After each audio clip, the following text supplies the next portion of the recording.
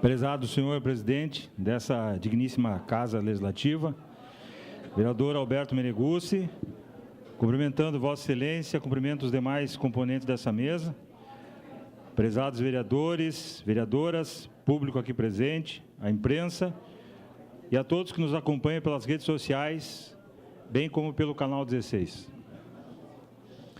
Gostaria, antes de mais nada, de cumprimentar o presidente da comissão processante, vereador Edson da Rosa, pela condução dos trabalhos realizados, bem como cumprimentar o vereador relator, Edson Friso, e o vereador Ues.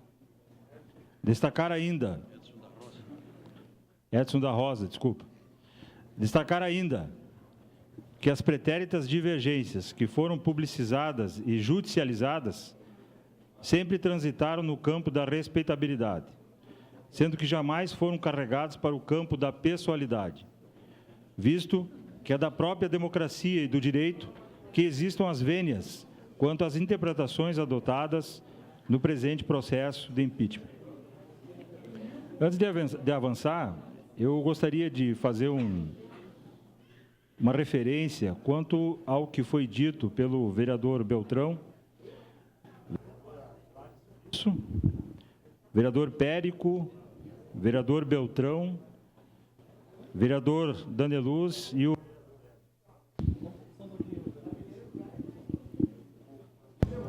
Gentileza, doutor, só para a gente acertar o seu tempo aqui e o cronômetro.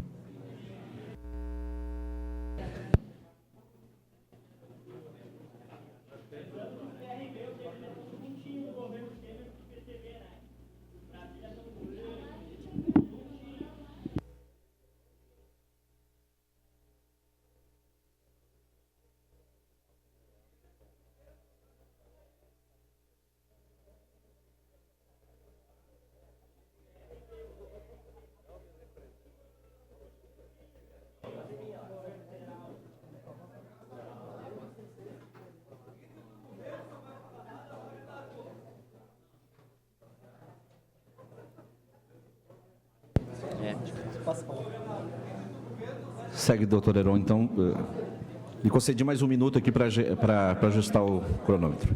Com relação à observação de que não se fazia necessário a leitura da denúncia,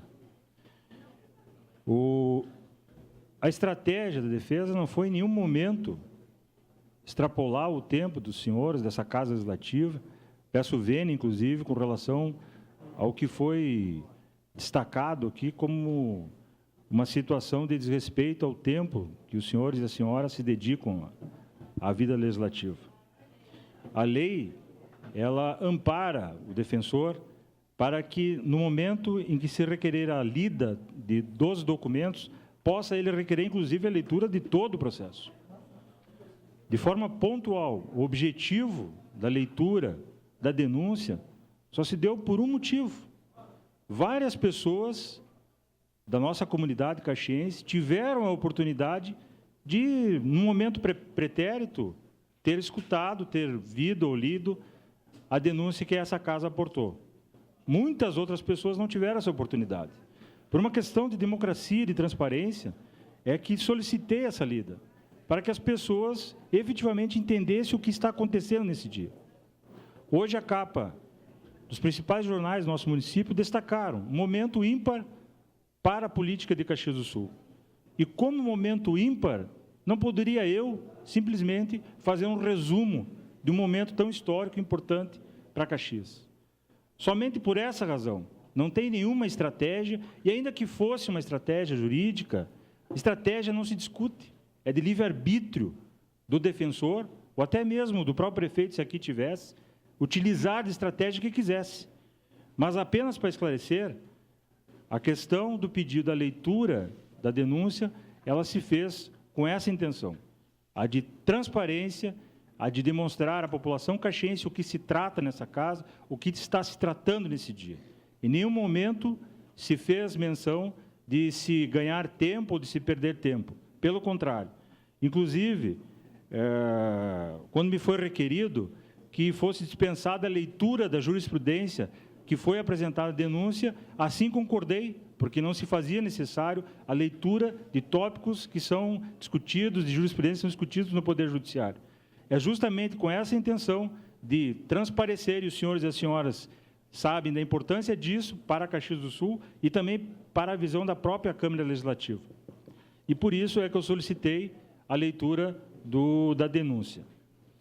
A vereadora Gladys Frisso, ela pontualizou com um questionamento, e, em nenhum momento, eu gostaria que a senhora vereadora se sentisse ofendida com o que eu vou comentar, mas 4 horas de leitura de denúncia, ainda que isso tenha um custo, não só um custo de valor, mas que tem um custo social de todos que aqui participam, da própria comunidade, não significou nada para quem trabalhou há 3 meses dentro de um processo. Não significou absolutamente nada perto de todo o envolvimento que a comissão processante e nós, como defesa, atuamos junto a essa ação.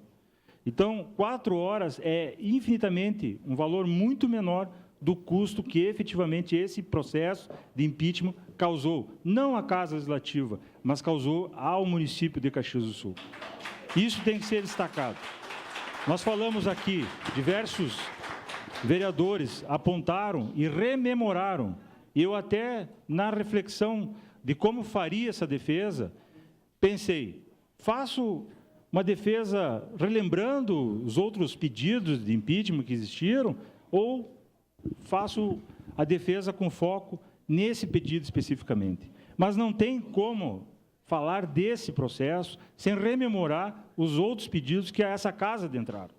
E a pergunta, já com a intenção de reflexão, o que mudou desde o primeiro aporte, do primeiro pedido de impeachment até hoje? Nada, absolutamente nada. Todos os pedidos que adentraram essa casa tiveram uma intenção. A intenção, ela, por legislação, ela tem que ser bem-vinda, porque assim ela permite. Mas, em termos de prova, em termos de valor, em termos de procedência, não ocorreu absolutamente nada. Ou seja, são pedidos que navegam em situações de aventura. Essa é a verdade. E, como bem colocou o vereador relator, o vereador Frisso, nós estamos em posição de defender.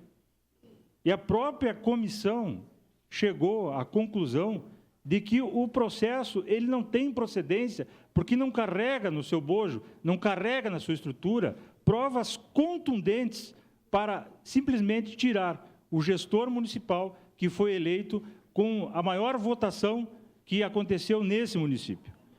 E isso não significa dizer que o prefeito municipal ou como a minha pessoa sejamos contra o processo de impeachment. Pelo contrário, eu sou um defensor daquilo que a legislação permite, mas utilizar a legislação de modo dúbio é má fé.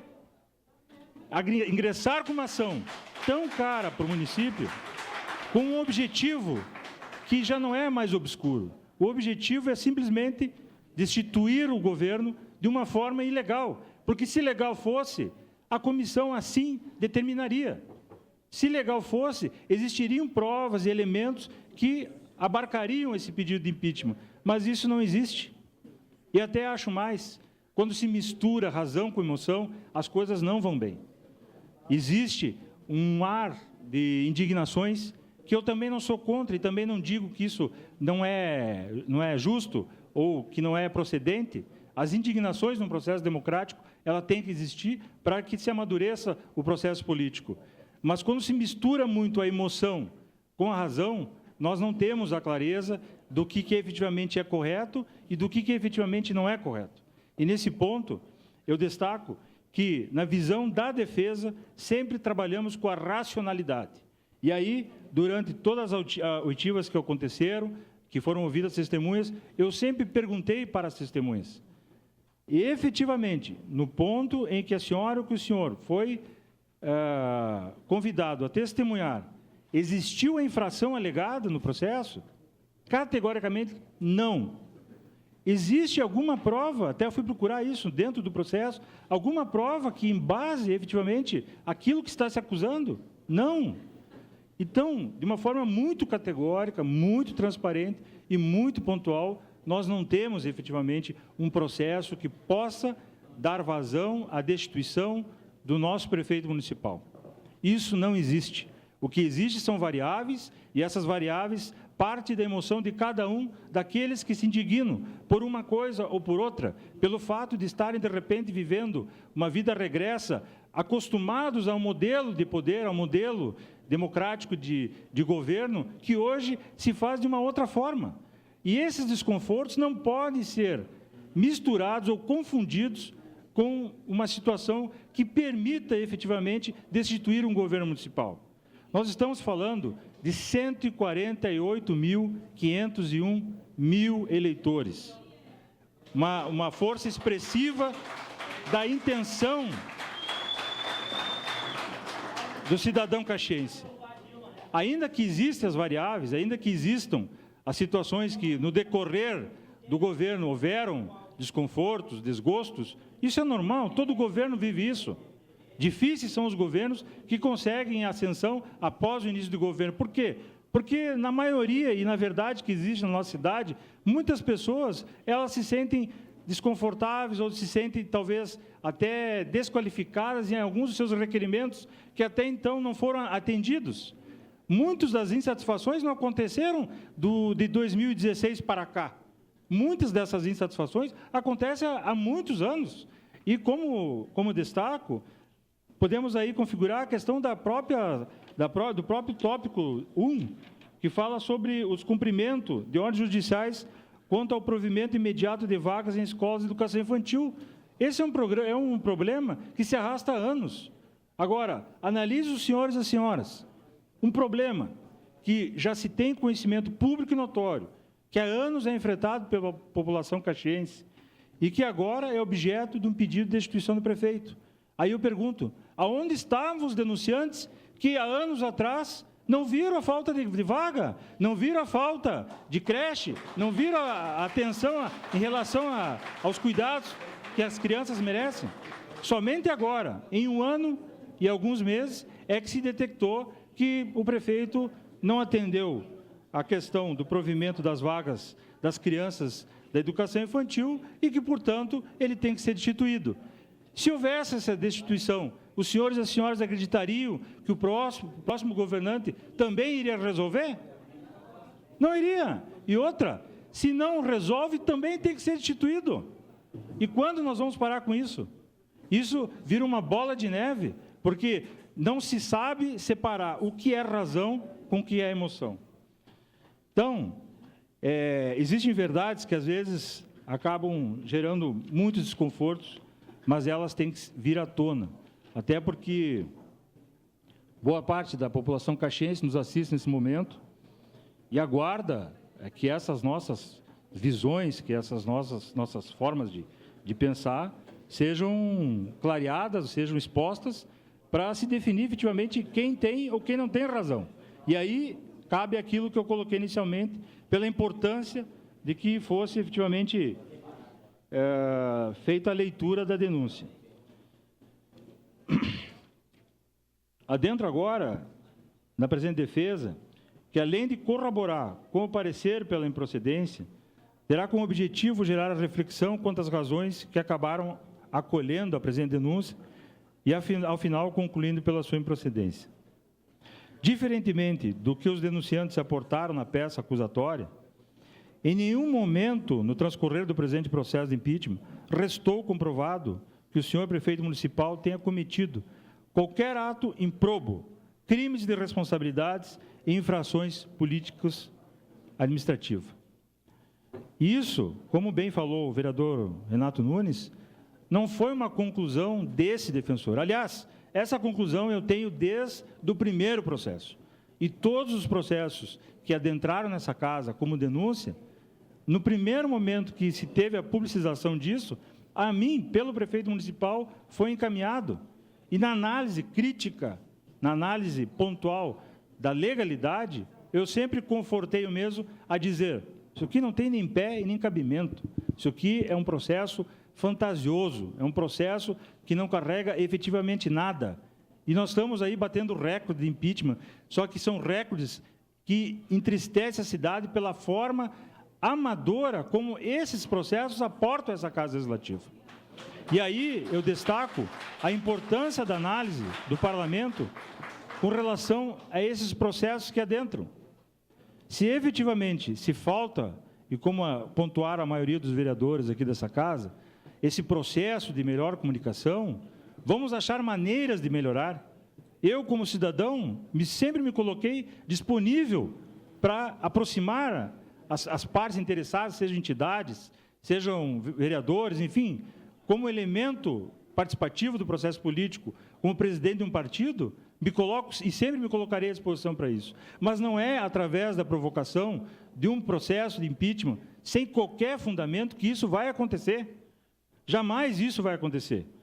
Importante destacar que o trabalho da defesa não analisou somente a primeira denúncia, mas sim todas as denúncias que foram realizadas anteriormente, chegando à conclusão de que a atual denúncia nada mais é do que um revezamento de atores e de requintamento das mesmas denúncias, como a própria comissão detectou no tópico 7, quando afirmou na sua conclusão que esta Casa Legislativa, em outra oportunidade, mandou arquivar denúncia com idêntico conteúdo, devendo-se, portanto, respeitar a decisão soberana já tomada pelo plenário. O que temos aqui? Se os senhores e as senhoras fizerem a leitura efetivamente aprofundada, constatarão que desde a primeira denúncia até essa presente, nós temos praticamente os mesmos elementos. Os mesmos elementos. É uma história contada somente de forma diferente. A lei, Decreto-Lei 201/67, ele não tem uma amplitude tão grande para que se faça diversas conclusões ou que se tire de diversos artigos. Ela é um decreto-lei enxuto e é fácil analisar. E tem um. Enquadrou ou não enquadrou? Enquadrou. Tem prova ou não tem prova? Não tem prova. Não tem procedência. E ponto. E essa exaustiva denúncia, essa exaustiva defesa, ela poderia ser concluída se lá no início do ingresso da denúncia, que essa casa respeitosamente aportou e que deu vazão para que essa mesma tramitasse, tivesse sido feita essa análise, uma análise simples, né? Porque a própria denúncia não carregou elementos. O que nós tínhamos na denúncia, quem tiver a oportunidade de poder fazer essa leitura, é uma grande quantidade de reportagens de jornais. Provas, efetivamente, nenhuma. Eu até destaquei aqui na sequência, eu vou até fazer esse comentário, de que, e como bem colocou o vereador relator, sequer arrolaram testemunhas, ou seja, uma prova, é um processo onde você acusa e não existe a provocação. O senhor está acusando? Então, o senhor carregue nos autos as provas, ou tragam as provas, para que possamos, efetivamente, clarear esses pontos e entrar, se é procedente ou não. É como se alguém chegasse aqui na Casa Legislativa, no setor de protocolo, e ali largasse uma denúncia dizendo, isso é com vocês. E é efetivamente o que aconteceu? Efetivamente é isso que aconteceu. E nesses últimos 90 dias, e até mais, porque o processo se iniciou lá em 12 de dezembro de 2017, o que nós percebemos foi efetivamente isso. Um protocolo, um processo órfão, essa é a verdade, um processo órfão protocolado, aonde se disse, agora é tudo com vocês. Podem a comissão processante anexar provas, pode a comissão processante provocar provas, se não existe efetivamente por parte dos denunciantes essa provocação, e essa foi, inclusive, uma das minhas, vamos supor, discussões mais acaloradas com o vereador relator, porque, na nossa visão, existiu, sim, uma conduta, em alguns momentos, que foi, inclusive, retificado, com relação de que, na forma da condução, se teve aí um posicionamento parcial e não imparcial.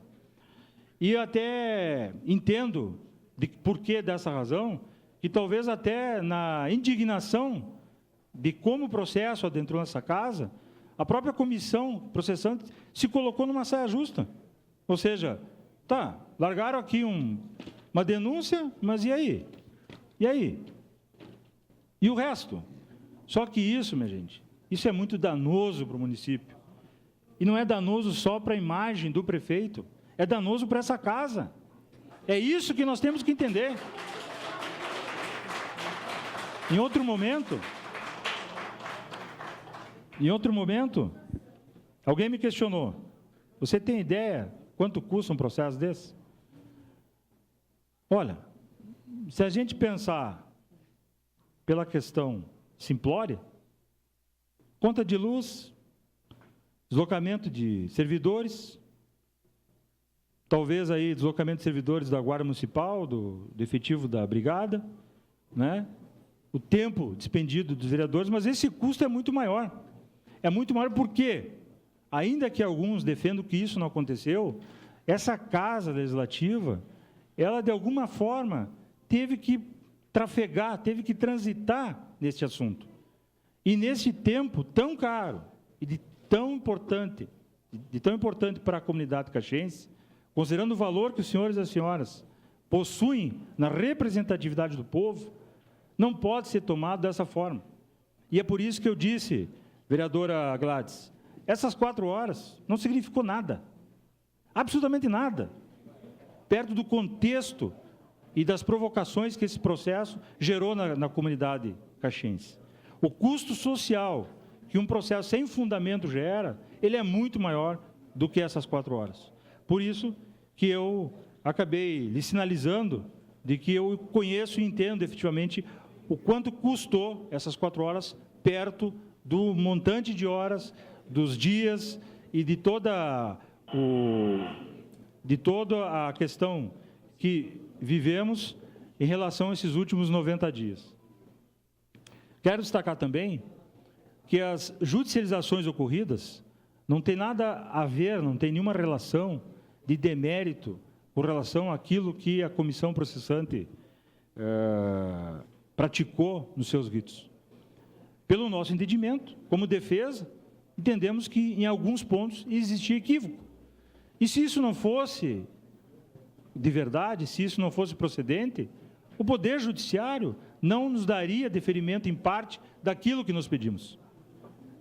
Isso não quer dizer que está errado ou está certo. É uma visão legal sobre a forma como ocorreu o trânsito, os ritos do processo de impeachment dentro dessa casa. E o próprio vereador relator destacou com humildade aí que isso não é prática da Casa Legislativa. Ou seja, é um momento histórico, um momento que estamos vivendo com curiosidade e que estamos vivendo uma situação de desconhecimentos que estão sendo amadurecidos, e eu tenho certeza absoluta que esse dia ele servirá de história e de amadurecimento de tudo aquilo que se fez até então em relação ao processo de impeachment. Voltando à questão da construção da denúncia, eu informo os senhores e as senhoras, quem teve aí a condição de fazer a leitura da denúncia, vai poder verificar que a denúncia foi exatamente aquilo que eu explanei. Uma denúncia que foi jogada para dentro da Casa Legislativa. E hoje quem está pagando preço por isso é a própria Casa Legislativa. É a própria sociedade que está pagando preço por algo que não teve um acompanhamento daqueles que afirmaram com convicção. Não, esse processo ele tem procedência. Esse processo é melhor que o primeiro, melhor que o segundo. Não é? É o terceiro, um processo amadurecido, um processo carregado de informações técnicas. Até quem não é do direito e analisar a peça vai se impressionar com tantas referências jurídicas, bibliográficas, né? Mas um pouco vinha a enciclopédia Barça dentro, de tanta informação que tinha, mas sem qualquer fundamento. O principal, que era trazer nos autos as provas contundentes, não existia. Se protocolou um livro, né? Se protocolou um livro. E aqui, para os senhores e para as senhoras terem uma ideia, 90%, se não mais, eu estou até sendo humilde na colocação, 90% do que está aqui foi carregado pela defesa. O que eu esperava ver, com toda sinceridade, se efetivamente fosse procedente esse processo, tivesse vazão, tivesse coerência, eu gostaria de ver isso aqui acostado pelos denunciantes. Ou seja, dando vazão, dando razão de que o processo realmente é um processo sério, realmente é um processo que configura no amadurecimento de que o senhor prefeito municipal não cumpriu a lei, desrespeitou a lei, e que isso efetivamente poderia dar vazão a algum pedido de afastamento do mesmo.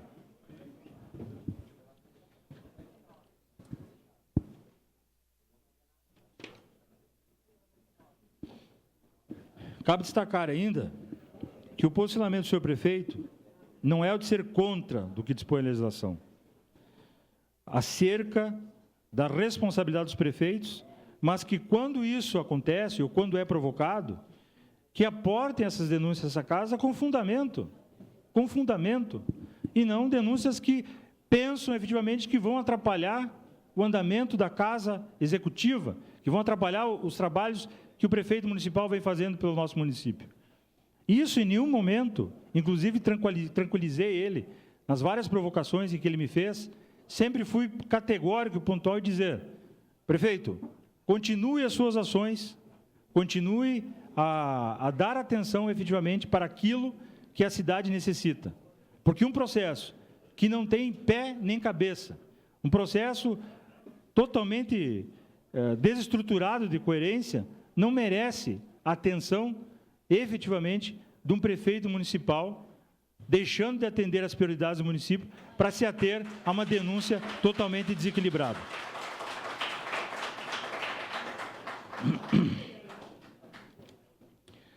Agora eu passo a fazer a defesa dos tópicos, e iniciando pelo tópico 1, do alegado descumprimento de ordens judiciais quanto ao provimento imediato de vagas em escolas de educação infantil.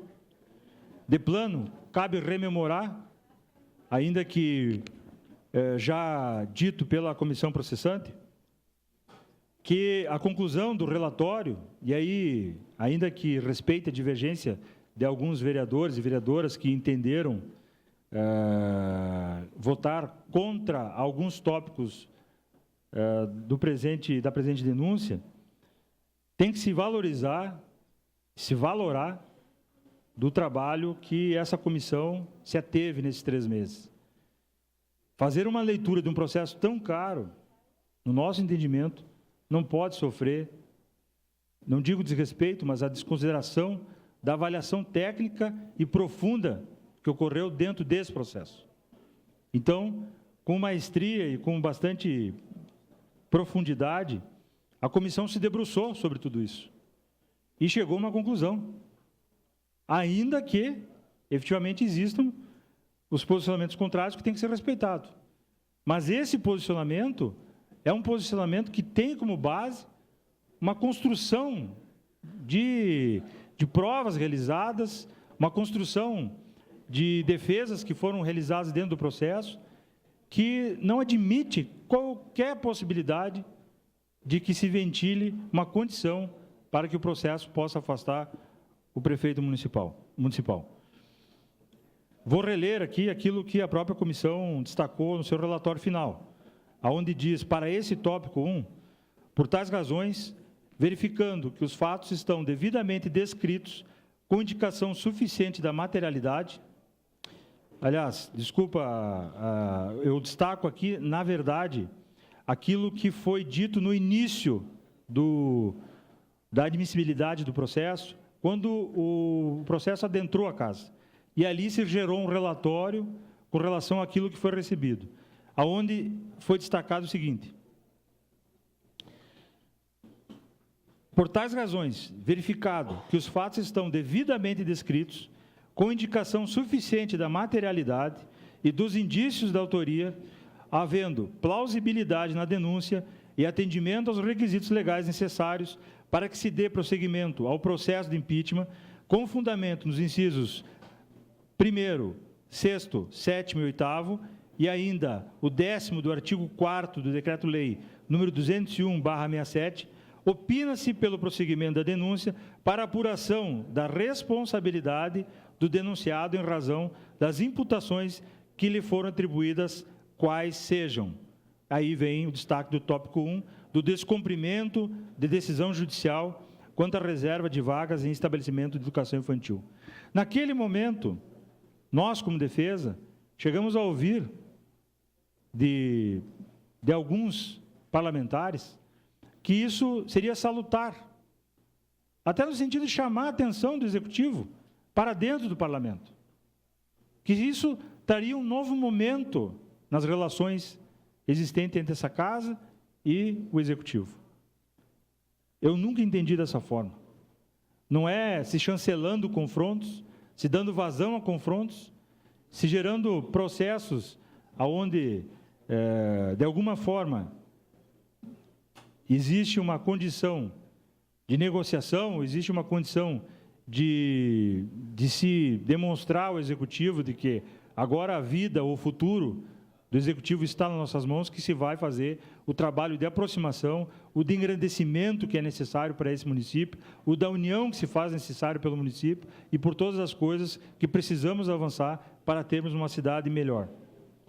A defesa sempre sustentou que a conclusão gerada naquele momento, que foi da admissibilidade, e que foi gerada pelo vereador relator, era totalmente equivocada. Tanto é verdade que, em tempo, o vereador corrigiu o seu próprio desvio interpretativo.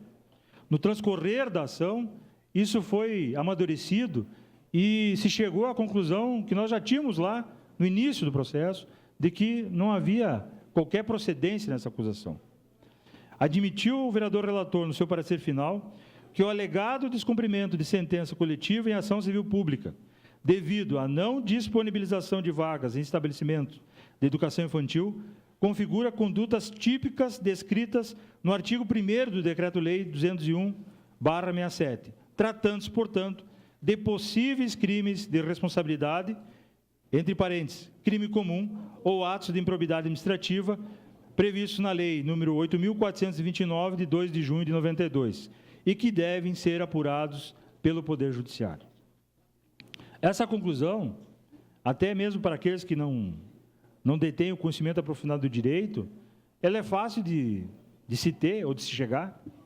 As questões relativas à educação infantil, elas foram judicializadas lá atrás, e elas vêm numa corrente, numa progressão, estão sendo acompanhados pelos gestores que passaram pelo Executivo e pelo próprio Poder Judiciário, pelo próprio Ministério Público.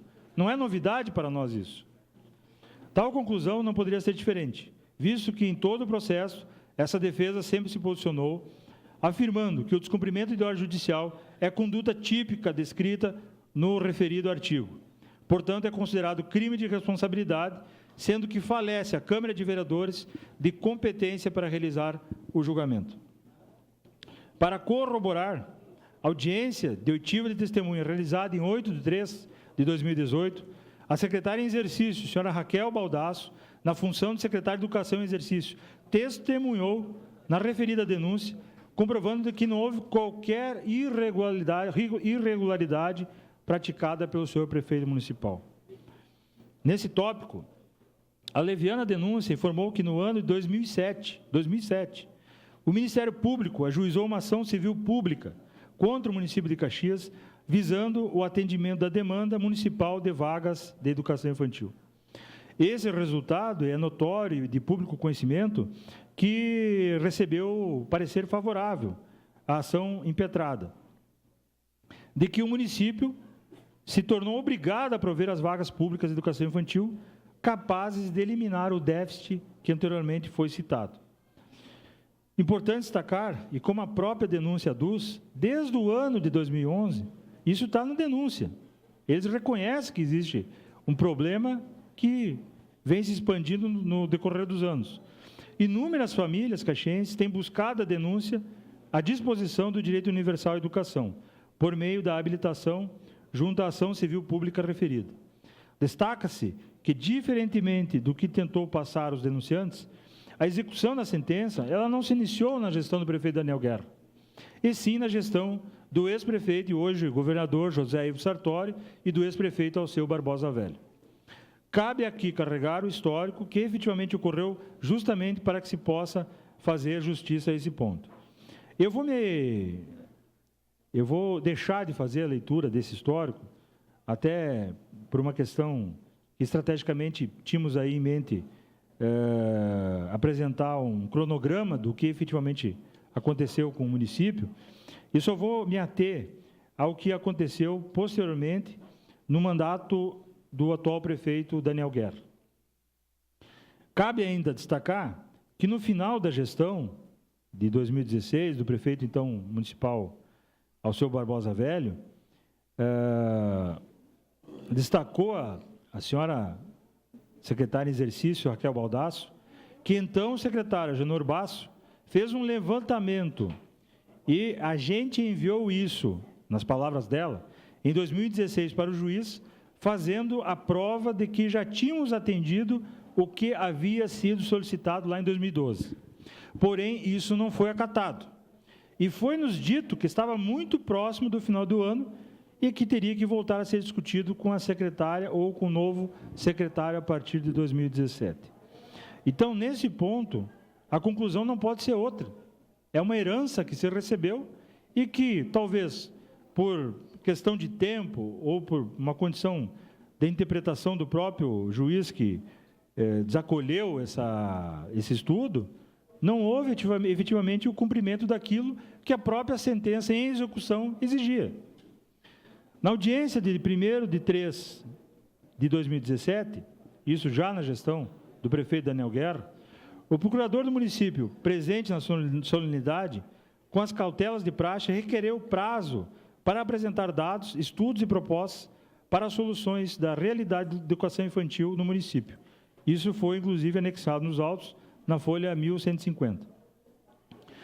Em abril de 2017, o município peticionou aos autos, informando a realização do processo licitatório para o credenciamento de 1.300 novas vagas da educação infantil, bem como informando sobre o andamento de reformas, ampliações e construções de escolas municipais, com a criação de 518 novas vagas para o ano letivo de 2018, nas regiões que ali especificava. Informou ainda sobre a previsão de construção de 2 escolas municipais com recurso do FND, nos locais ali declinados com capacidade de atendimento de aproximadamente 1.000 crianças, demonstrou que estavam sendo atendidas até março de 2017, em escolas de educação infantil, o total de 10.665 crianças, cuja quantidade varia de acordo com a faixa etária. Essa informação também está anexada aos autos, nas folhas 1151 a 1152. Em 22 de setembro de 2017, o município prestou ao juízo da execução mais informações e juntou planilhas demonstrando que no período compreendido entre 2013 a 2016 foram criadas 3.992 novas vagas, com considerável acréscimo de 1.022 novas vagas, até o mês de agosto de 2017.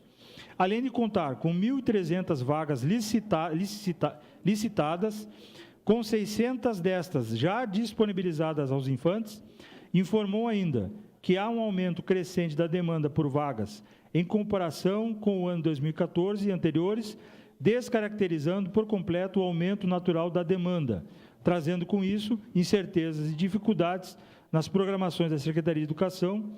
Informou ainda que em algumas obras e reformas haviam sido concluídas e outras se encontram em execução. Também esses dados foram anexados ao processo nas folhas 1163 a 1174. Em 16 de novembro de 2017, realizou-se uma reunião com o Ministério Público para análise das ações de planejamento para a oferta de educação infantil no município. Informou-se que foram feitos convênios e que estavam em andamento processo de qualificação de entidades para a formulação de contratos de gestão para a manutenção das ofertas dos educandários que já prestam atendimento. Até a data da reunião, haviam sido disponibilizadas 621 vagas credenciadas, que a Escola da Ecologia seria inaugurada em fevereiro de 2018, com capacidade para 560 alunos de ensino fundamental e 44 vagas para a pré-escola, além de mais 44 novas vagas de pré-escola na escola 7 de setembro, além de outra ação ali declinada.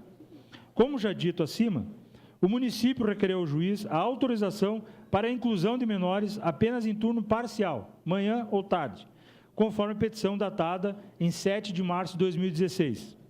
Nesse momento, sentindo a manifestação judicial, reconhecendo como válido o turno parcial, conforme a audiência judicial realizada em 24 de 4 de 2016.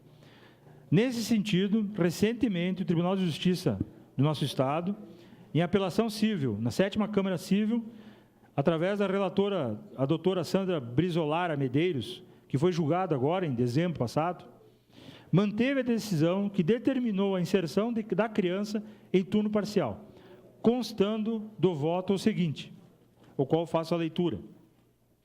Tratando-se de pedido de habilitação individual em execução coletiva, as pretensões que estejam dispostas em maior extensão que o objeto do cumprimento de sentença não podem ser acolhidas em atenção aos limites da coisa julgada.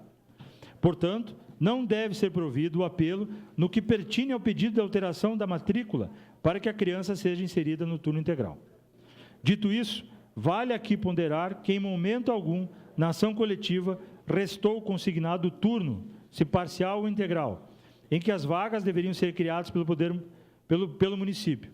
Haja vista que tal questão é inerente ao poder discricionário da administração pública, tal qual a manifestação que restou alinhada do voto preferido pelo ministro Herman Benjamin, no recurso especial sob o número 1198-737.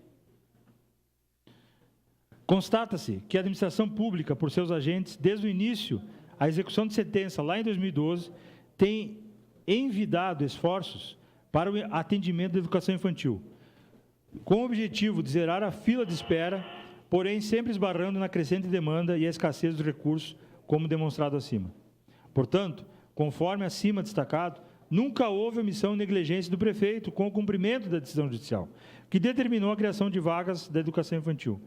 Quanto ao descumprimento de decisões liminares em ações judiciais dos processos que se relaciona, improcede igualmente a denúncia, como veremos a seguir. E aqui eu só faço uma colocação breve dos processos que estão tramitando no Poder Judiciário, aonde 3 das ações já estão atendidas, tendo sido concedidas vagas de educação infantil. Esses são processos que foram adentrados.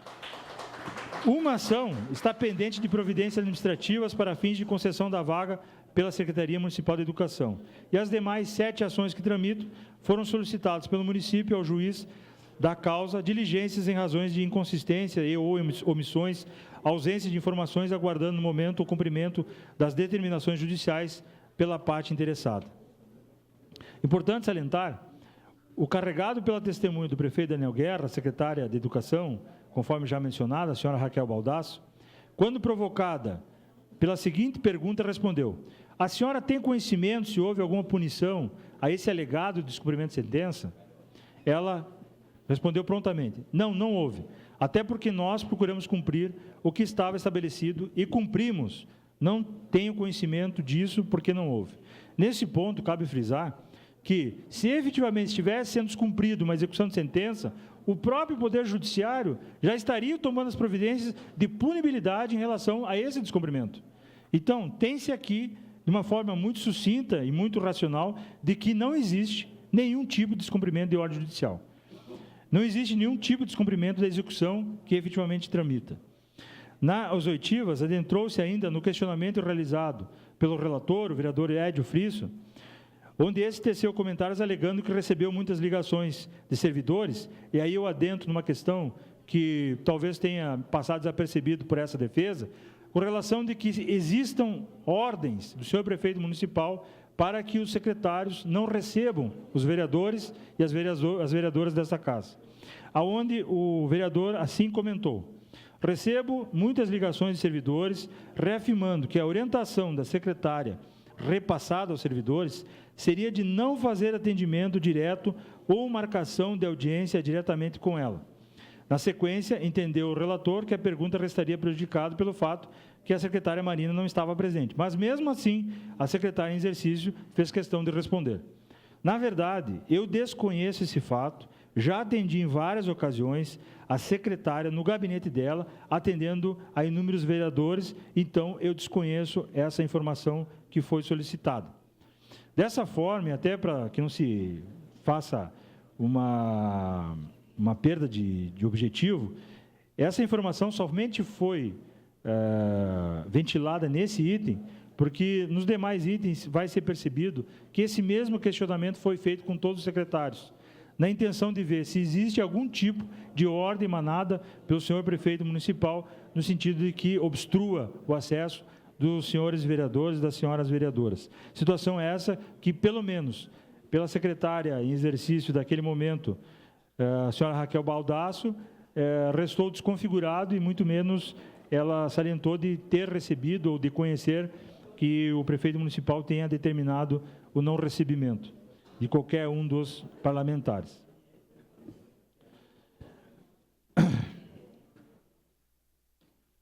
Como se vê, ao contrário do que alardeia a denúncia, o prefeito municipal está sendo diligente na defesa do erário, ao mesmo tempo em que impede que filhos de pais abastados retirem a vaga daquelas crianças que realmente necessitam de vagas na escola infantil. Deve ser observado que os denunciantes desejam, através da presente denúncia, que, e aí é uma reflexão que a defesa faz em relação ao propósito que talvez os denunciantes estavam buscando com o prosseguimento do processo de impeachment, que responda o denunciado por crime de responsabilidade sobre execução de sentença não atendida pela gestão municipal anterior. É isso que buscava? É isso que se busca? Que o prefeito municipal seja responsabilizado por algo que não foi ele que recebeu a execução e que ele vem cumprindo com aquilo que também estava sendo cumprido pela gestão anterior, mas que a tempo não conseguiu efetivamente zerar aquilo que determinava a execução de sentença. Que, a outra suposição, que a condenação do denunciado por crime de responsabilidade, onde sequer existe aplicação de punibilidade por parte do Poder Judiciário, e muito menos cabendo à Casa Legislativa tal condenação, seja aplicado pelo afastamento do senhor prefeito municipal? Só nessas duas reflexões já se tem aí a conclusão de que não tem qualquer cabimento o deferimento e o prosseguimento do processo de impeachment em relação ao não atendimento à execução de sentença, destacado aí nesse tópico de número 1. De imediato, eu já passo aí a realizar a defesa do tópico 2, que fala do alegado descumprimento de lei que institui percentual mínimo obrigatório para investimentos em projetos do Financiarte. Com relação à suposta prática de infração político-administrativa no descumprimento de lei municipal que regula o Financiarte, essa sobre o número 6.967 de 2009, melhor sorte não assiste os denunciantes. Eis que, se restasse configurado tal descumprimento, estar-se-ia diante de prática de crime tipificado pelo artigo 1º do Decreto-Lei 201/67, passível de apuração na esfera penal e não por meio do presente impeachment. Então, se tem claramente também uma série de equívocos na interpretação legal de o que, quando e como pode ser apreciado as detectadas irregularidades que vieram à tona por meio das 3 denúncias que aportaram essa casa. Essa é uma confusão típica daqueles que, de alguma forma, tentam enquadrar uma suposta irregularidade em algo que não se tem esse enquadramento. E é o que se verifica nessa presente denúncia. Ultrapassada tal questão, que por si só fulminaria a denúncia com relação a esse tópico, o prefeito municipal esclarece como os próprios denunciantes reconhecem o atraso no lançamento do edital do Financiarte no ano 2017 decorreu de questão envolvendo sequestro de recursos públicos em função do precatório do famoso caso Manhã Bosco, bem como da necessidade de definições quanto à forma a ser adotada em razão da entrada em vigor da Lei Federal de número 13.019/2017. Ainda assim, visando a continuidade do Programa Municipal de Fomento à Cultura, em que pese o município tem operado ao longo de todo o ano com déficit nas suas contas, optou-se pelo lançamento de edital para a seleção de projetos, não tendo sido possível, todavia, garantir a totalidade de recursos que havia sido previsto na peça orçamentária de 2017. Logo, em razão das dificuldades de caixa, que é público e notório, e tendo em vista a flagrante inconstitucionalidade do artigo 4º da Lei Municipal, que afronta o princípio da separação dos poderes e o princípio da não afetação da receita de impostos, pois estabelece vinculação direta da receita proveniente dos impostos municipais, entre eles cito o SSQN e o IPTU, ao financiamento do Programa de Apoio à Cultura, foi também determinado o ajuizamento da respectiva ADIM, a fim de evitar eventual constrangimento pelo descumprimento da norma inconstitucional. Cabe destacar aqui a legislação, tido por descumprida, que assim dispõe. Artigo 4º da Lei nº 6.967. O Poder Executivo Municipal fixará anualmente o valor destinado ao incentivo cultural, que não poderá ser inferior a 1% e superior a 2% da receita proveniente do imposto sobre serviço de qualquer natureza, ISSQN, e imposto sobre a propriedade predial e territorial urbana, IPTU.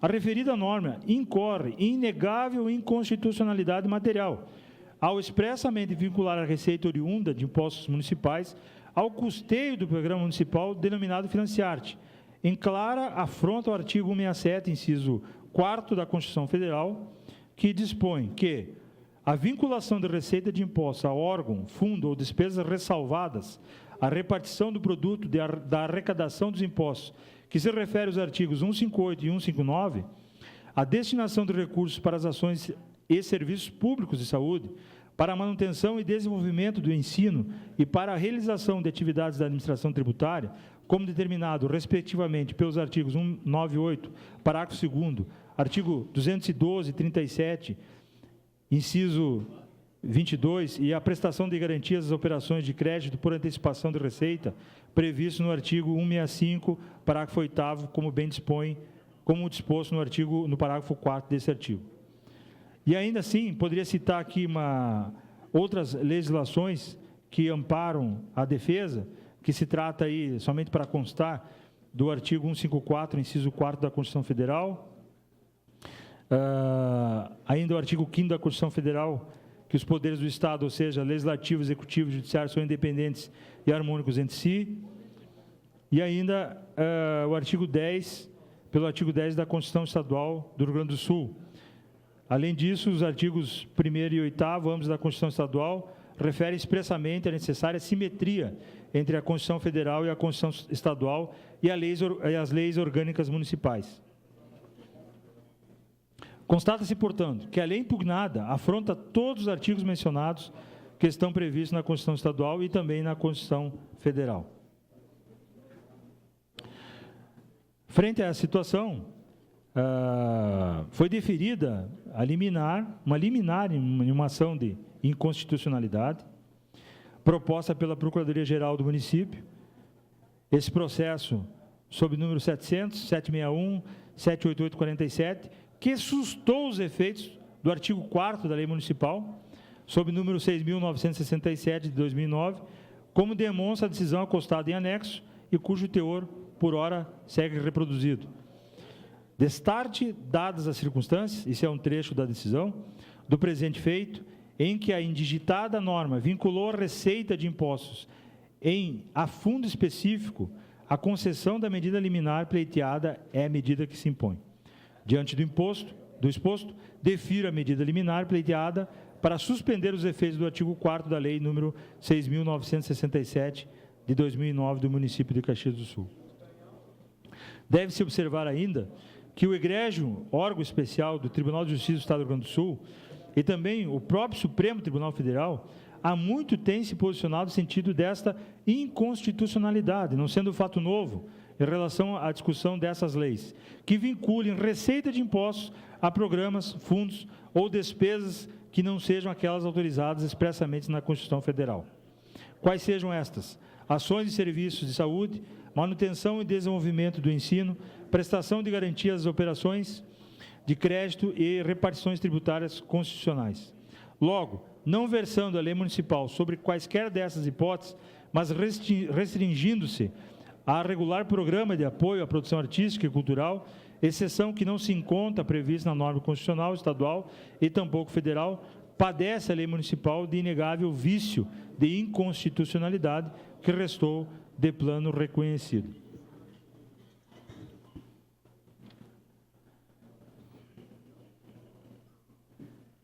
Das provas apresentadas pelo senhor prefeito municipal, foi intimado a comparecer como prova testemunhal o secretário de Cultura, senhor Geomir da Silva Neto, que reafirmou todo o exposto na defesa prévia apresentada, enfatizando que em nenhum momento recebeu ordens do prefeito municipal para descumprir qualquer legislação vigente, ressaltando ainda que, caso não fosse acatada a liminar supramencionada, o repasse determinado pela legislação seria realizado.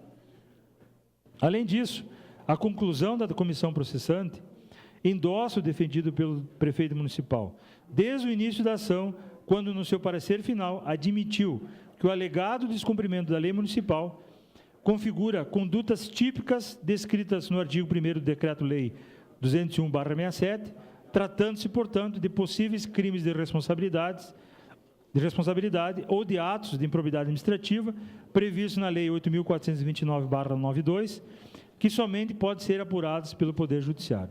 Dessa forma, o tópico 2 restou vencido, ou seja, não procede a denúncia apresentada, e ainda que houvesse procedência, ele deveria ser apreciado e está sendo apreciado pelo Poder Judiciário através do ingresso da ADIM, que anteriormente foi impetrado. Derrotada, portanto, até agora, o tópico 1º e o tópico 2º da denúncia. Quanto ao tópico 3º, do alegado descumprimento de lei que impõe a obrigatoriedade de aprovação pelo Conselho Municipal de Saúde das ações da saúde municipal. Quanto a esse tópico, a comissão processante, através do relatório Zarado, concluiu que a infração articulada no item 3 da denúncia, promover, sem a aprovação do Conselho Municipal de Saúde e sem consulta à comunidade, a terceirização do posto de pronto atendimento 24 horas, merece maior aprofundamento, pois a questão é muito mais ampla do que aquela apresentada na denúncia, havendo questões ainda a serem esclarecidas sobre outras condutas do denunciado não articuladas na acusação. Aqui, em tese, em resumo, pela visão da própria defesa, a comissão declarou, de alguma forma, que os denunciantes não tiveram competência, inclusive, para realizar a confecção do próprio tópico. Ou seja, deixaram de acostar fatos importantes e que mereceriam melhor aprofundamento. E sequer, como já disse inicialmente, foram carregadas aos autos provas que pudessem dar vazão ao que pifiamente foi apresentado nesse tópico. A visão transita sobre objetividade, ou seja, foi descumprido, não foi descumprido, se terceirizou o postão, não se terceirizou, se deixou de se ouvir o conselho, não se deixou. É essa postura que, efetivamente, a defesa tomou. E, com essa visão, pontualmente se falando, primeiro, não ocorreu a terceirização, a alegada terceirização do postão. E, efetivamente, não se descumpriu ou se desonrou aquilo que o próprio Conselho Municipal da Saúde determinou. Numa visão pontual, não houve qualquer infração legal, a não ser as suposições que foram ventiladas. Ah, mas não poderia, a carreta vai na frente dos bois, não vai. Isso não cabe numa discussão pontual. A discussão ela tem que ser pontual, específica, cirúrgica. Houve descumprimento à legislação? Senhoras e senhores, não ocorreu isso. Houve a terceirização do postão? Não houve. Se isso foi tardio, não foi tardio, se o governo, na figura do prefeito municipal, avançou ou não avançou, não cabe aqui gerar juízo de valor sobre suposições, e sim se gerar juízo de valor sobre o que se tem de concreto.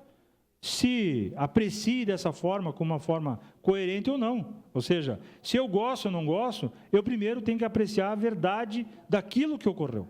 E a verdade simplesmente é essa.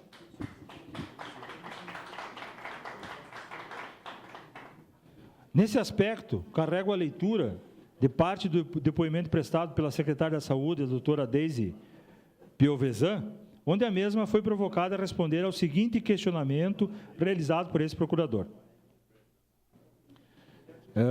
E leio tal qual consta na denúncia. Nada pode ser implantado na área da saúde sem a aprovação do Conselho. Porém, o atual prefeito Daniel Guerra, em verdadeira afronta ao princípio da legalidade, vem ignorando a legislação municipal. Resumidamente, tem-se que o prefeito deixou de respeitar a legislação, implantando a gestão compartilhada ou a terceirização do postão do nosso PA. De imediato, eu fiz o seguinte questionamento. Doutora Deise, em algum momento houve determinação do senhor prefeito ordenando que ocorresse a terceirização do postão sem a ouvida do Conselho Municipal de Saúde? Simples e categórico. Não, em nenhum momento. As divagações, as formas fantasiosas de se ver tudo isso, respeito e é uma individualidade de cada um. Mas não se pode trazer à tona uma suposição, um imaginário com a intenção de destituir o poder de um prefeito municipal. Ainda avançando nos questionamentos, questionei a senhora secretária. A senhora poderia afirmar se tem algum conhecimento de que existia alguma judicialização por parte do Conselho contra o governo municipal para garantir efetivamente que não ocorra a terceirização, ou se existe alguma ação tramitando do próprio governo para sobrepor a decisão do Conselho? Não, não é do meu conhecimento e não existe. Ainda que não seja de conhecimento da secretária, não existe nenhuma ação promovida pelo Conselho dizendo, olha, o governo municipal, através do senhor prefeito municipal Daniel Guerra, desrespeitou aquilo que aprovamos ou que desaprovamos. E não existe nenhuma ação promovida pelo próprio município no sentido de ultrapassar o entendimento do próprio Conselho. Só por aí já se anula a pretensão do tópico aqui elencado de coerência naquilo que foi apresentado. Aí questionei a secretária. Pontualmente, a terceirização, então, não ocorreu. E ela assim respondeu, não ocorreu. E eu vou repetir o que já disse anteriormente. Um processo que, no momento em que o Conselho rejeitou a proposta, o processo foi suspenso. Ponto. Não houve. O pronto atendimento continua atendendo da forma como ele vinha atendendo até então. Então, dessa forma, com objetividade, eu destaco aí a questão desse tópico 3, de que não houve nenhum desrespeito em relação àquilo que o Conselho despachou, aquilo que o Conselho determinou, com relação à terceirização do nosso PA.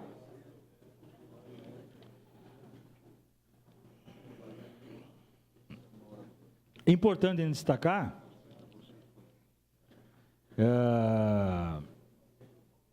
a administração, no que tange ao PA, pronto atendimento 24 horas, não houve desatendimento à decisão do Conselho, que por maioria decidiu por não anuir com a realização do contrato de gestão com a entidade qualificada como organização social nos moldes das leis federal e municipal. A administração deu impulso às ações iniciais como chamamento público e qualificação das organizações sociais, com o fito de firmar contratos de gestão para a área da saúde, mas isso contando com a anuência do Conselho Municipal da Saúde. Ou seja, a própria secretária, na sua ouvida, quando assim se posicionou perante a comissão processante, ela declarou, como que eu vou convencer o Conselho Municipal da Saúde sobre os custos, sobre o que efetivamente será gastos, ou aplicado, ou investido, se eu não tenho esses números? Tem que haver essa provocação para que eu possa, efetivamente, justificar ao Conselho aquilo que se terá, efetivamente, no futuro, o que se realizará em relação ao PA. Porém, com a negativa do Conselho, o prefeito, em respeito à lei orgânica municipal e, sobretudo, à decisão dos conselheiros, representantes que são da comunidade caxiense, não deu seguimento aos demais atos e desistiu de firmar o referido contrato de gestão. Importante salientar que o processo somente seria ultimado com a aprovação do Conselho Municipal de Saúde, como ocorreu, por exemplo, na UPA Zona Norte. Portanto, não existe a alegada e fantasiosa terceirização do PA 24 horas, que continua sendo atendido por servidores efetivos. Em relação ao tópico 4, do alegado descumprimento de lei que dispõe sobre a composição do Conselho Municipal de Defesa do Meio Ambiente. Quanto a esse tópico, a comissão processante, através do relatório Zarado, concluiu que as infrações articuladas nos itens 4, 5 e 6 da denúncia Suposto descumprimento da lei municipal, sob o número 7.896, de 25 de novembro de 2014, que estabelece a composição do Conselho Municipal de Defesa do Meio Ambiente, suposto descumprimento da lei municipal sob o número 8.183, de 21 de dezembro de 2016, que institui o Plano Municipal de Gestão Integrada de Resíduos Sólidos e suposta prática de atos impeditivos do regular funcionamento da Câmara Municipal, após a instrução, verificou-se ou que elas não se confirmaram ou que não se trata de infrações político-administrativas ou ainda que não se justificaria a cassação do mandato denunciado devido à ausência de suficiente gravidade, embora as infrações tenham sido efetivamente cometidas. Nesse aspecto, entende o prefeito municipal que o vereador relator, com o endosso dos demais componentes da comissão, concluiu de que não justificaria a cassação do mandato denunciado devido à ausência de suficiente gravidade, embora as infrações tenham sido efetivamente cometidas. Com a devida vênia, vereador relator Edio Friso, mas entende a defesa, nesse aspecto, que se efetivamente houve infrações, como ali é destacado, caberia o apontamento destas e o destaque, fazendo referência em que momento e de que forma ocorreram as ditas infrações. Nesse aspecto, não parece justo e nem crível concluir de que houve infrações sem transparecer às partes envolvidas, bem como a toda a comunidade caxiense, a verdade e os fundamentos dessas alegações. Novamente, e com todo o respeito que Vossa Excelência merece, pedindo novamente vênia, a comissão processante, para aduzir que o texto final melhor se justificaria, e aí como sugestão, melhor seria afirmar que não houve infração e que mesmo que houvesse, essas infrações de pequeno cunho não justificariam destituir o prefeito eleito democraticamente, considerando a sua baixa gravidade.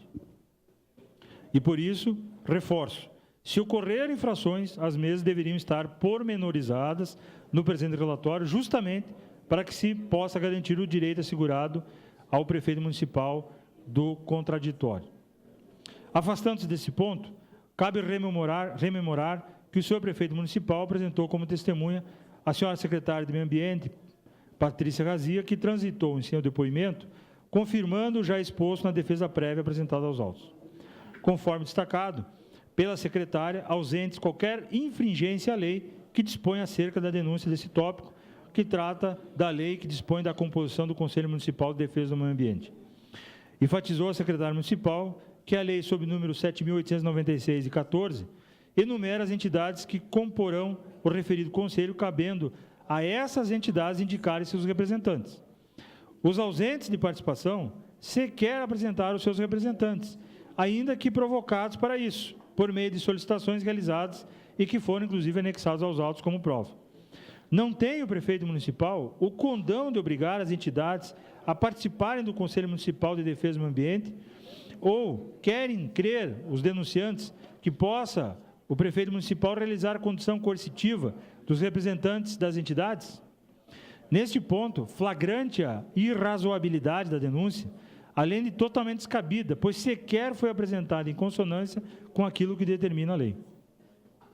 Como destacado, algumas entidades não estariam representadas no Conselho se não tivesse sido acolhido às suas indicações. Em relação às questões de representação, cabe ao prefeito apenas a nomeação desses conselheiros, sendo que todos os indicados pelas entidades foram devidamente nomeados. Na pontualidade, as questões envolvendo a participação das entidades ecológicas, restou esclarecido de que havia rodízio entre as entidades e as entidades que participavam efetivamente das reuniões eram o Instituto Pampeanos de Proteção Ambiental e Instituto Montano Ambiental. Na reunião realizada em 25 de outubro de 2017, a entidade IPA abriu mão de sua participação, sendo que também estavam presentes a Eco Caxias e a Associação Rainha da Floresta, sendo que, pelo debate, deliberou-se a melhor forma de participação das interessadas, resultando na resolução do CONDEMA sob número 69/2017, onde a escolha está sendo objeto de deliberação do próprio Conselho. Quanto à Associação de Recicladores, restou esclarecido pela secretária do Meio Ambiente que consta na ata de reunião realizada lá em 27 de agosto de 2014, que foram apresentados novos conselheiros de nome Santos Cavion e Fabiane Castro, que em 21 de julho de 2015 foram indicados para o CONDEMA da Associação de Reciclagem Serrano os nomes de Otaviano Soares de Moraes e José Pedro Veronês, sendo que ainda na reunião de 19 de abril de 2017 assinou pela Associação de Recicladores a senhora Neura Almeida Brás. Além disso, consta na resolução do CONDEMA 001/2001 que os representantes das entidades ecológicas, das associações dos recicladores, dos sindicatos dos trabalhadores urbanos, do Diretório Central de Estudantes da UX ou da União Caxiense de Estudantes Secundaristas serão nomeados pelo prefeito municipal após indicação resultante da escolha entre seus membros, podendo ocorrer rodízio entre eles por ocasião do final de cada biênio. Quanto ao Sindicato dos Trabalhadores Rurais de Caxias do Sul, pontualizou a testemunha de que foi alterada a denominação para Sindicato dos Trabalhadores Agricultores Familiares de Caxias do Sul, conhecido como STAF, sendo membro na gestão 2017/2019. Isso significa dizer que a mesma é a entidade prevista no artigo 1º, inciso 2º, a linha D da Lei Municipal sob o número 7.896/2014. Desta forma, mais uma descabida e infundada alegação de que o prefeito impulsou entidade não prevista em lei. As demais entidades de ensino superior que possuem assento no Conselho não participam pelo fato de que não terem indicado os seus representantes e, caso assim o fizessem, seriam também impulsados pelo senhor prefeito municipal. Assim sendo, a presente denúncia, neste tópico de número 4, resta esvaziada, até porque não houve nenhuma situação de descumprimento legal, corroborando com aquilo que efetivamente a própria comissão processante chegou em seu relatório. Quanto ao tópico 5, do alegado descumprimento de lei que institui o Plano Municipal de Gestão Integrada de Resíduos Sólidos, bem como de metas e prazos lançados no referido PM-GIRS, quanto a esse tópico, a comissão processante, através do relatório exarado, concluiu da mesma forma como o exarado no tópico anterior. Não vou fazer a releitura, porque já foi aí informado de que a comissão ela entendeu a ausência de gravidade e que isso não, efetivamente, não daria vazão para um pedido de impeachment do prefeito municipal. Reitero que as nossas conclusões sobre o parecer são as mesmas já destacadas lá no início do processo, na sua admissibilidade, como também em linha com aquilo que a própria comissão processante concluiu. O senhor prefeito municipal apresentou como testemunha nesse tópico a também secretária de Meio Ambiente, Patrícia Razia, que transitou em seu depoimento, confirmando o já exposto na defesa prévia. Destacou a senhora secretária de Meio Ambiente que, por escolha da administração anterior, a mesma optou em realizar Plano Municipal de Resíduos Sólidos anterior ao de saneamento básico, sendo que foi apreciado e votado pelo Legislativo já no final de 2016, mais precisamente no dia 21 de dezembro, ficando a sua implementação para esse governo. Pontuou a testemunha que as metas estabelecidas no Plano Municipal de 2016 não foi cumprida pela administração passada, seja porque a referida lei foi publicada há menos de 15 dias, e aí tem que se fazer justiça a esse ponto, seja porque não foi designado grupo de trabalho para a captação de recursos a fim de dar início à execução do plano. Declarou ainda a secretária que ficou constatado que no orçamento de 2017 não houve destinação de recursos para atendimento e execução de algumas metas. Tal previsão orçamentária era de responsabilidade da gestão passada, que por sua forma de atuar não operacionalizou a destinação em comento. Enfatizou a testemunha que, apesar da falha de não ter a gestão passada realizado esta previsão orçamentária, a secretária de Meio Ambiente tem cumprido as metas previstas no plano, atendendo ao cronograma ali previsto, efetivando os objetivos apesar das dificuldades. foram anexadas no presente processo ainda a descrição de ações desenvolvidas pela SEMA, com o cronograma de metas acompanhando os documentos e que demonstram o cumprimento do referido plano. Com relação a esse tópico, o vereador relator, Edio Frisso, ele voltou a fazer aquele questionamento que anteriormente eu havia suscitado, com relação de que se existia algum tipo de determinação do prefeito municipal de que os secretários não atendessem aos vereadores e às vereadoras. Nesse contexto, cabe aqui repisar aquilo que o vereador Edio Frisso, naquele momento, assim sinalizou como questionamento. Nós vamos continuar fazendo esse mesmo questionamento, isso são as palavras ditas pelo vereador, a todas as testemunhas que aqui vierem. Senhora secretária, nós, dentro dos depoimentos já colhidos, uma das questões que a gente levanta, porque é ressaltada na denúncia como um todo, é que qual é a orientação que a senhora, enquanto secretária, recebeu, se é que recebeu do senhor prefeito ou da chefia de gabinete com relação às agendas. A sua agenda, atendimento, especialmente de vereadores, representantes da comunidade, associação de moradores, qual a orientação que a senhora recebeu e como a senhora age em nível da secretaria? A senhora Patrícia Razia respondeu alegando que nunca recebeu nenhuma orientação, negando a possibilidade de atender nenhum vereador ou associação.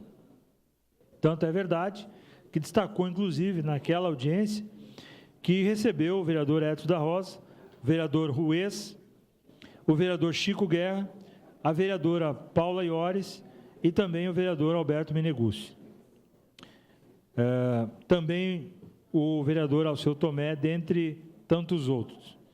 Associações também foram atendidas, afirmou a secretária. Toda a população é atendida. O que a gente procura sempre fazer é um atendimento bastante técnico. Se há alguma questão envolvendo processos, se está na parte de licenciamento, a gente direciona para a diretoria de licenciamento, que é a diretoria técnica. Se houver algum questionamento jurídico, a gente direciona para a coordenadoria de legislação. Mas a minha agenda, como secretário, está aberta a atendimento a partes, a procuradores, a comunidade, a vereadores, a todo mundo. Desta forma, e como confirmado por todos os secretários e secretárias, não existe qualquer determinação do prefeito municipal no sentido de que estes operem com restrição à Casa Legislativa. Eu acho que, particularmente, me parece que muitos trafegam através de um conceito determinado ou realizado por talvez algumas formas de operacionalização existente entre alguns vereadores e processo de comunicação, na verdade, entre alguns vereadores e alguns secretários que entendem, talvez, por não terem mais aquela condição que tinham anteriormente, de se tratar essas formas de atendimento como sendo uma forma de restrição ou de impedimento de atendimento, o que não é verdade. Assim sendo, a denúncia quanto a esse tópico, de número 5, restou esclarecido e ausente qualquer comprovação de descumprimento legal por parte do prefeito municipal. Tópico 6. Do alegado impedimento do funcionamento regular da Câmara de Vereadores de Caxias do Sul. Aqui é um tema, um tópico bastante abrangente, até porque se consegue visualizar que essa Casa Legislativa possa ser impedida de funcionar com as ações, com os movimentos que o prefeito municipal possa ter realizado ou se imaginado, é um tópico bastante amplo e muito fraco na forma como foi aduzida a denúncia. Até porque em nenhum momento se teve qualquer situação de convocação em relação aos secretários para que performassem nessa Casa Legislativa nos questionamentos que se referem a algum ato que efetivamente pudesse ser ensejado como impedimento de funcionamento desta Casa. Nesse tópico, apresenta a denúncia que o prefeito impediu o regular funcionamento da Câmara de Vereadores, conduta relacionada à suposta infração do artigo 4º inciso 1º do Decreto-Lei número 201/67, bem como supostamente atentou contra o livre exercício dos poderes constituídos nos termos do artigo 99 do inciso 1º da Lei Orgânica Municipal. Destacou a comissão processante, através do relatório exarado, o mesmo entendimento também já destacado no tópico 4º, 5º e 6º, a qual deixo de fazer a leitura porque traduz exatamente o que já foi declinado nos tópicos já lidos, de que não existe nenhum motivo que justificaria a cassação do mandato do prefeito municipal. As nossas conclusões sobre a parte do parecer que se refere a esse tópico são as mesmas também já destacadas anteriormente. A genérica e descabida denúncia, inclusive já informado que não veio acompanhada de qualquer prova contundente, teve o seu auge de alegação de que, por diversas vezes, o prefeito municipal Daniel Guerra vem impedindo o funcionamento regular da Câmara, como noticiado correntemente na imprensa e bradado pelos vereadores em suas manifestações na tribuna. Os denunciantes também aduziram que os vereadores reclamam de difícil acesso aos secretários, que muitos vereadores não são convidados para eventos realizados pela Prefeitura, que o prefeito agiu contra a Lei Orgânica Municipal e a Constituição Federal, quando nomeou, por exemplo, por decreto, o vereador Chico Guerra para compor a Comissão Especial de Ocupação da Maesa.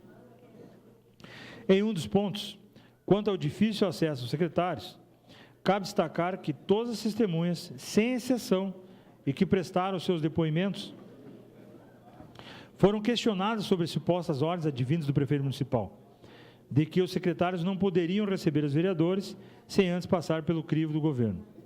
Aqui, cabe enfatizar que, pontualmente, todas as testemunhas responderam que jamais receberam ordens para não receber os vereadores. Cabe aqui carregar também algumas falas ditas pelo secretário de governo, Luiz Caetano, que foi a testemunha enrolada para depor sobre esse tópico, entre elas as quais destaco. Pela fala do senhor secretário de governo. Este, assim, mencionou: não houve em nenhum momento algum tipo de determinação de sugestão ou alguma ordem para que dificultasse o trabalho desta Casa Legislativa. Muito pelo contrário. Tanto isso é verdade que o senhor prefeito municipal me designou especificamente para que atendesse os vereadores nas demandas que me fossem trazidas, para que fizesse a interlocução quando houvesse nessas demandas uma inter-relação entre setores da Prefeitura, que não fosse especificamente uma única secretaria, que pudesse resolver a demanda. Então, pelo contrário, o senhor prefeito determinou que fosse eu o facilitador dos trabalhos desenvolvidos pela Câmara de Vereadores. Foi ainda o secretário questionado sobre um ponto na denúncia de que muitos vereadores não são convidados para os eventos realizados pela Prefeitura, sendo que o secretário assim se manifestou. Todos os eventos em que são convidadas as pessoas ou eventos públicos, como o próprio nome diz, são eventos públicos.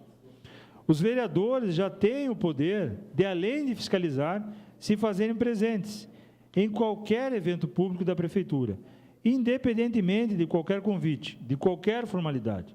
Os vereadores têm a prerrogativa de, além de fiscalizar, comparecer a qualquer evento público, qualquer evento da Prefeitura, do Executivo, independente de convite.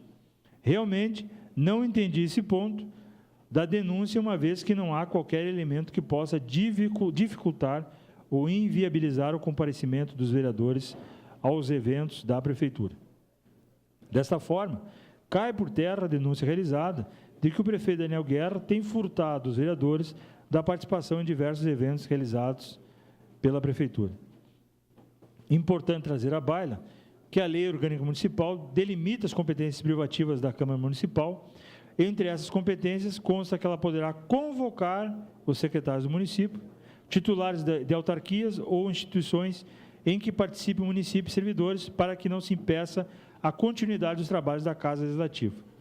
Frente a essa exposição, o secretário Luiz Caetano foi questionado se, em algum momento, ele foi convocado pela Casa Legislativa para prestar esclarecimentos desses supostos atos de impedimentos de trabalhos da Câmara. A resposta que o mesmo prestou foi de que nunca fui convidado. Ainda que isso seja uma prerrogativa do Legislativo, poderiam ter me convocado caso entendesse que havia algum tipo de óbice, algum tipo de procedimento que dificultasse os trabalhos dos vereadores. Poderia ter me convocado para esclarecer e nunca fui convocado. Além disso, os secretários municipais, todos eles, estão sempre à disposição. Caso houvesse a convocação para qualquer assunto que fosse, com certeza se fariam presentes, porque assim a lei prevê, e o governo sempre se pautou, se pauta e se pautará pela legalidade de todos os atos. Oportuno lembrar que em nenhuma passagem da denúncia existe reclamação de descumprimento de convocação do secretário, cuja responsabilidade seria do próprio secretário e não do prefeito municipal, ou de recusa ou ainda de descumprimento do pedido de informações por escrito feito ao Executivo. Ainda que não seja determinação no sentido de que o secretário municipal se recuse em atender ou receber vereador, tal conduta, caso se confirmasse, sequer poderia ser considerada infração política administrativa. Como já referido, tal ato não impede o funcionamento do regular da Câmara, não desatende, sem justo motivo, as convocações ou pedidos de informações da Casa Legislativa, quando feitos a tempo e em forma regular, como também não se amolda noutra conduta relacionada no artigo 4º do Decreto-Lei 201/67. Rememora-se que o prefeito municipal somente responderia, nesse caso, em crime de responsabilidade cujo delito está sujeito ao julgamento pelo Poder Judiciário e não pela Casa Legislativa, caso descumprisse o artigo 62, inciso 24º da Lei Orgânica Municipal, pedido de informações por escrito. Porquanto o comando do inciso 16 do mesmo artigo 62 da LOM é direcionado a convocar secretários do município titulares de autarquias ou instituições de que participa o município e servidores para, pessoalmente, prestar informações sobre assuntos de sua pasta previamente determinados, sem adentrar ainda no mérito quanto à incompetência do município para legislar sobre o crime de responsabilidade, competência privativa da União, no artigo 22, parágrafo, inciso 1º da Constituição Federal.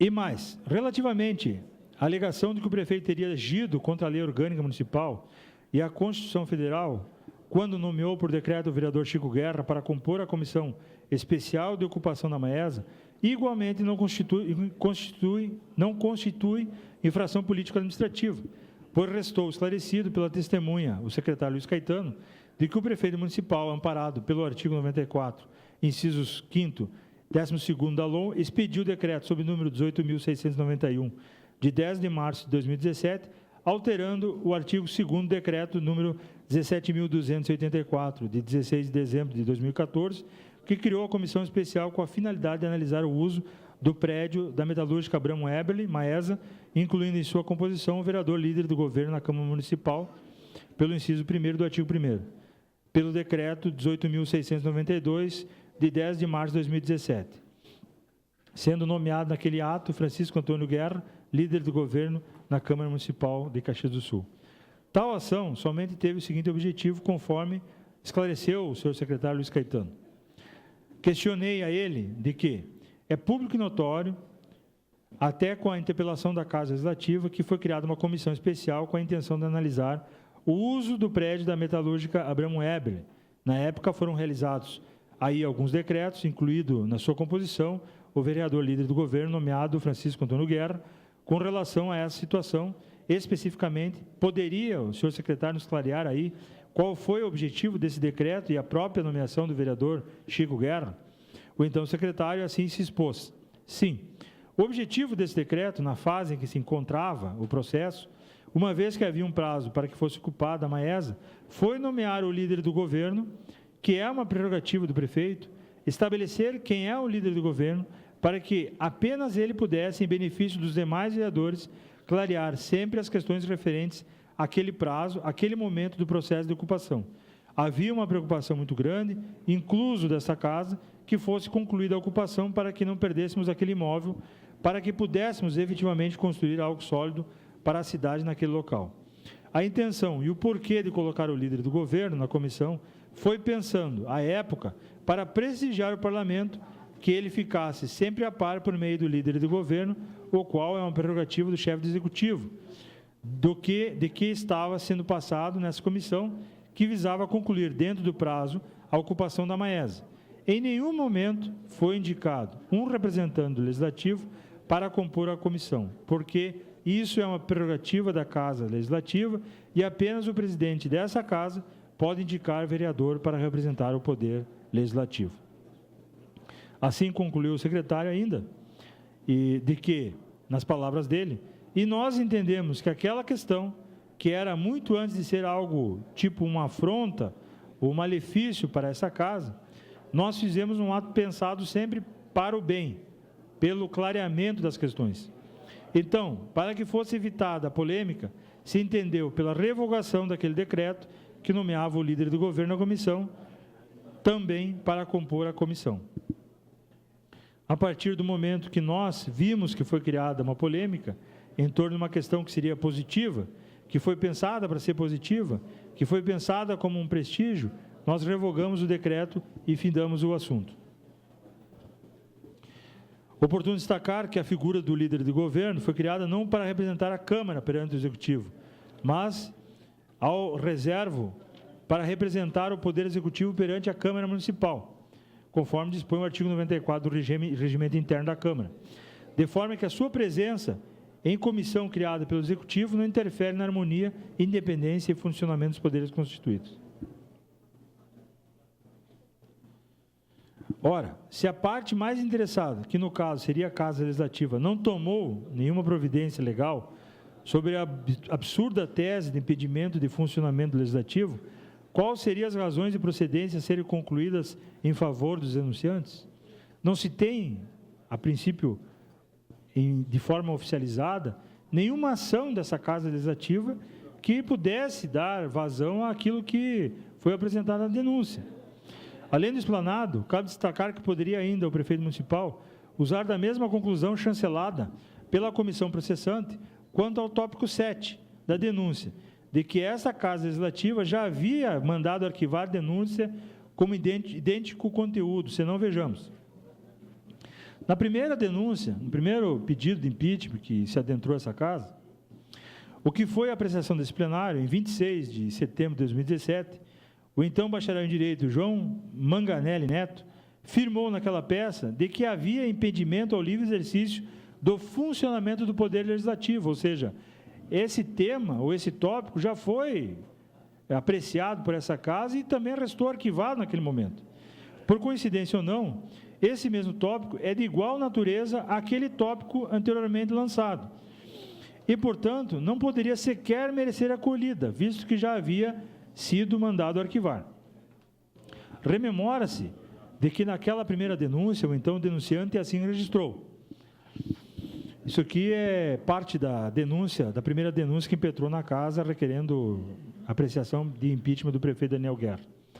Conforme mencionado nos fatos e tipificações, os atos numerados, como 7, 9, 18 e 20, ofenderam a liberdade de exercício das funções e competências do Poder Legislativo, pois interferir na escolha do representante da Câmara de Vereadores a estar ali pelos interesses do Poder Legislativo, nomeando unilateralmente seu irmão, foi pelo denunciado uma atitude que visou segregar da comissão da Maesa a atividade representativa real da Câmara, ali colocando seus representantes de confiança e afastando do processo o espírito democrático. No tópico 20, o denunciante João Manganelli fez a seguinte referência.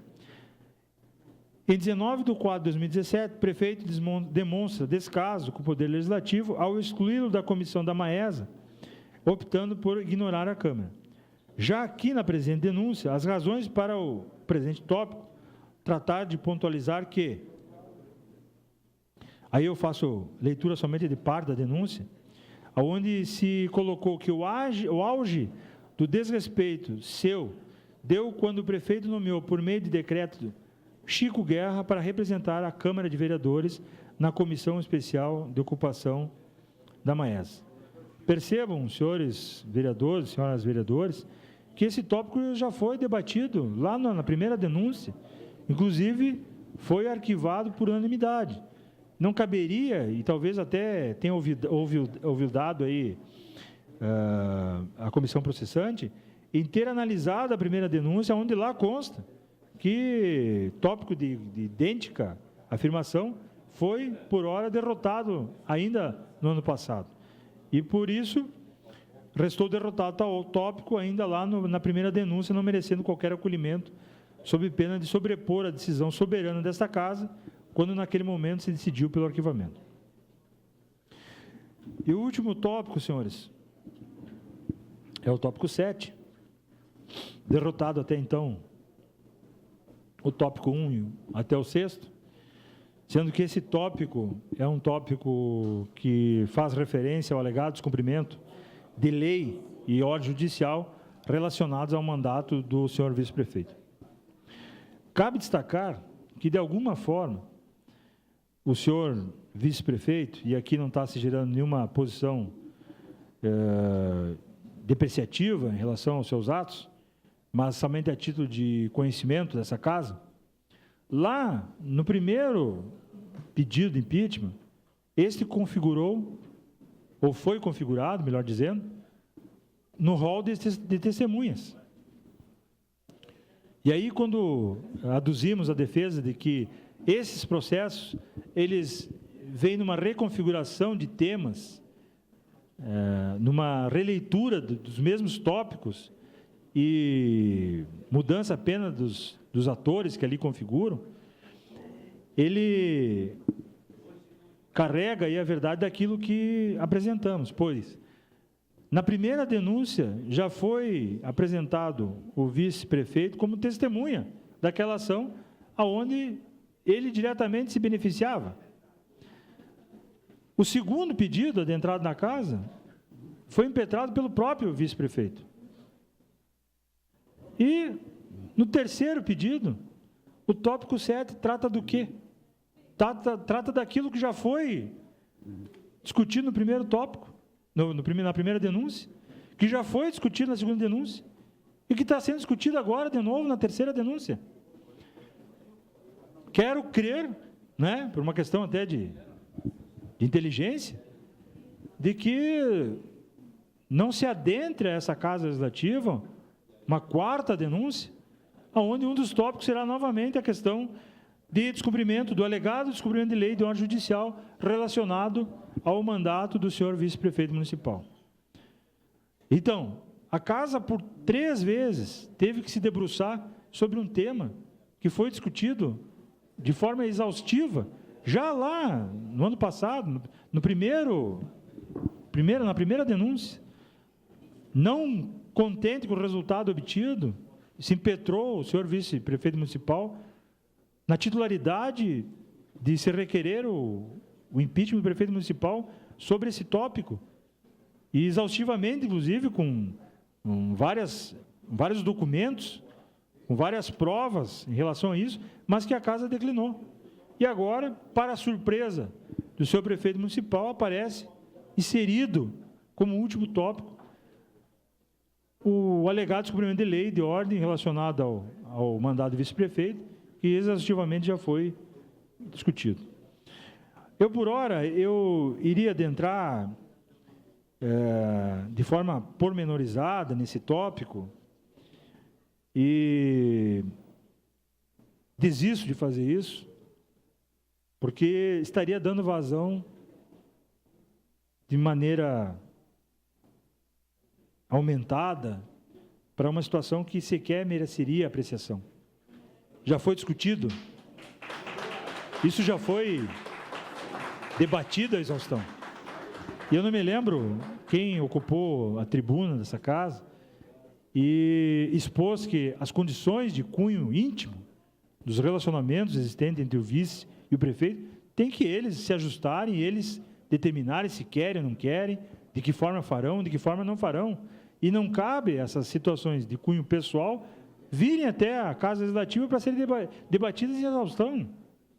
Ou seja, eu teria aqui, no mínimo, mais umas 30 folhas para discorrer alegando que efetivamente não cabe qualquer consideração a esse ato, a esse tópico. Isso já foi sacramentado, já é discussão passada, discussão vencida por 2 vezes. Estamos nós aqui, no adiantar da hora, né, às 8 horas da noite, entrando num debate que já foi encerrado. Eu acho que até por questão de economia processual, de respeito aos senhores e às senhoras que aqui configuraram até o presente momento, eu abro mão da apresentação daquilo que a defesa iria apresentar e encerro, então, concluindo, dentro da consciência daquilo que os senhores e as senhoras ouviram neste dia, dentro daquilo que os senhores e as senhoras conseguiram acompanhar nesses 90 dias, inclusive na nossa percepção até mais, de que exaustivamente, e isso aqui é a prova material daquilo que estamos falando, inclusive aqui, falta uma parte dos autos, exaustivamente, debatemos as irregularidades apontadas nessa denúncia órfã, nessa denúncia sem qualquer cabimento. E a minha reflexão de toda essa defesa apresentada, ela se dá justamente naquele contexto maior, do que efetivamente é importante para a nossa cidade, do que efetivamente traz relevância e justifica o nobre trabalho dos vereadores e das vereadoras que nessa casa transitam. As questões emocionais, como já dito lá atrás, não se pode misturar com a questão da razão.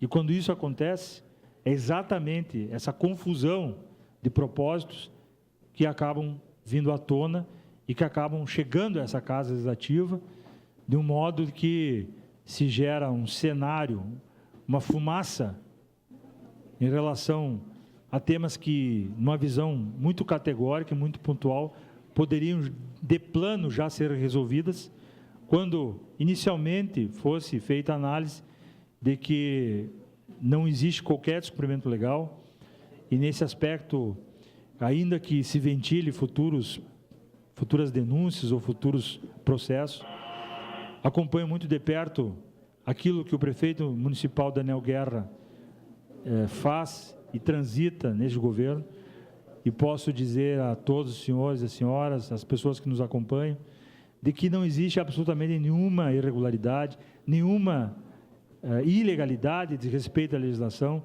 a não ser fantasiosas e caluniosas posições que, de certa forma, devemos respeitar, porque é a opinião daquele que não concorda com a forma que é conduzida por esse governo.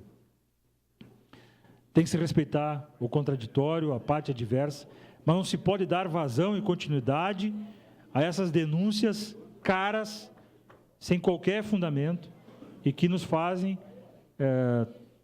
termos essa dedicação de tempo, essa dedicação de um trabalho tão importante dessa Casa Legislativa, que poderia transitar para outros assuntos de relevância muito maior, como apresentação de projetos, discussão de plano diretor e outros temas que hoje merecem muito mais atenção. Volto a ressaltar que precisamos fazer com que tanto o Poder Executivo, tanto o Poder Legislativo transitem em velocidades muito maiores das que até então estamos transitando. Precisamos de união, precisamos de entendimento, precisamos alinharmos aquilo que buscamos por uma situação comum, que é a nossa cidade, que é a nossa população. Nós estamos aqui com um propósito só: atendermos aquilo que a população precisa, trabalharmos para aquilo que a população precisa. E os senhores vereadores e vereadoras possuem a grandeza da fiscalização, possuem a grandeza de carregarem a essa casa projetos que possam efetivamente mudarem a vida do cidadão e da cidadã caxiense. É nesse sentido, senhoras e senhoras, e aí gostaria de parafrasear o vereador Renato Nunes, precisamos dar um basta a isso. Essa vergonha ela não é uma vergonha do Executivo, do Legislativo, é uma vergonha nossa, é uma vergonha de uma cidade que tem que evoluir, é uma vergonha de uma cidade que tem que transpor seus obstáculos, transpor esses limites, essas fronteiras e avançarmos em prol das nossas futuras gerações. E a reflexão que eu faço é: continuaremos nessa puxação de forças, nessa condução de saber quem pode mais, quem pode menos, nessa configuração de boatos, nessa exposição de fake news, como hoje ultimamente tem se falado, ou precisamos configurar dentro de uma seriedade, dentro de um compromisso a qual assumimos junto a essa comunidade, junto à população caxiense. Peço mais uma vez desculpa pelo estender, pela composição de uma defesa extenuante e ter tomado aí o tempo dos senhores e senhoras, mas peço vênia e se for o desejo dessa Casa Legislativa, efetivamente que votem favorável ao parecer da comissão processante, que de forma magistral entendeu de que não cabe qualquer tipo de afastamento do senhor prefeito municipal Daniel Guerra do cargo que ocupa. Muito obrigado.